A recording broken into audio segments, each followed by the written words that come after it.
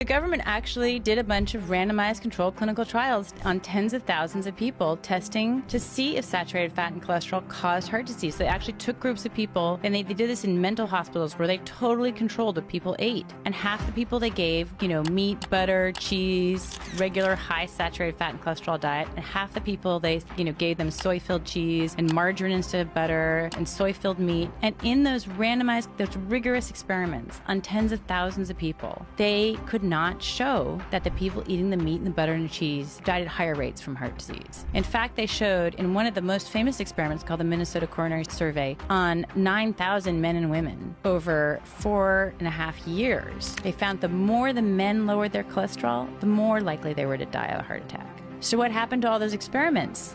They were not, that particular experiment wasn't published for 16 years. Other experiments I found sat in NIH, National Institute of Health basement, never published, ignored, not included, just ignored or suppressed. It's like out of a crime novel.